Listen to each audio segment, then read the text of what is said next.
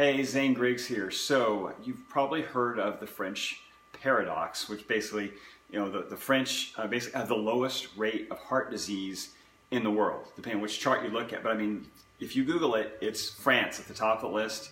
They'll always be in the top 5, for sure.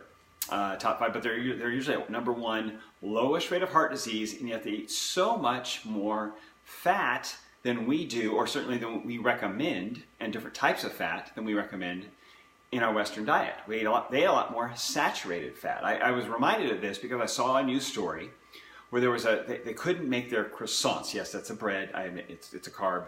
They eat croissant. They eat bread there, of course, sourdough, fermented bread. But they couldn't make their croissants because there was a butter shortage in France.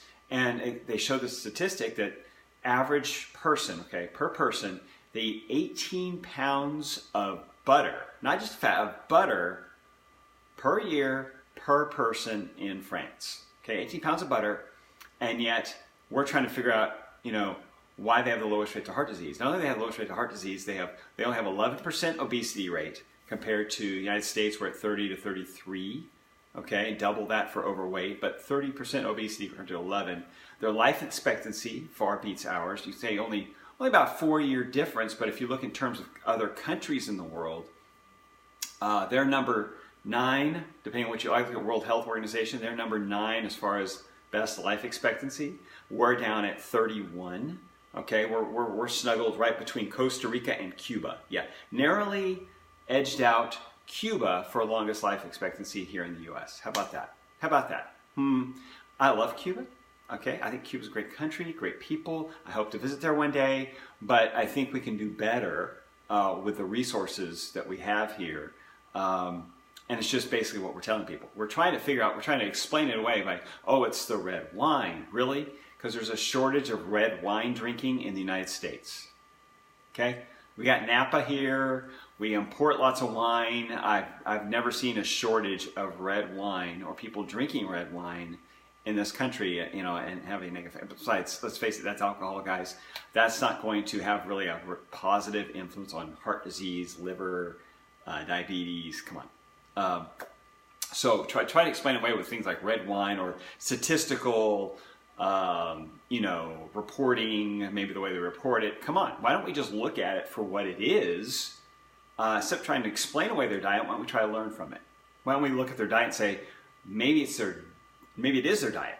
Instead of explaining away their diet, maybe it is their diet that is the reason they have the lowest rates of heart disease, a third of their obesity, and I don't just mean the amount of fat, but the way they eat, the way they live.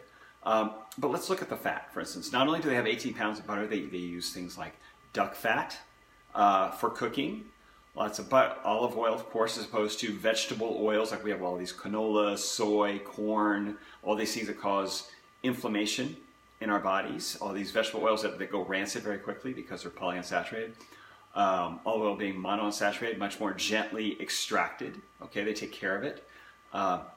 When they extract this, it's in better condition, less inflammation, fewer free radicals, being caused in our bodies. But they cook with animal fat. They eat things like liver. Foie gras is a fattened goose or duck liver. Pate, that same thing. They eat, when they eat an animal, traditional French cooking, much like Portuguese, Spain, Portugal and Spain, they eat the whole animal. They eat the liver, the heart, all the organ meats, the brains even, the sweet meats. All great, very nutritious things that are very satisfying. All that fat's very satisfying. So yeah, they have some bread. And the sourdough, as I mentioned before, fermented. So when you ferment something, it adds nutrients and eats up a lot of the starch or sugar in it. So that's traditional sourdough. Fermented, that's why it's sour.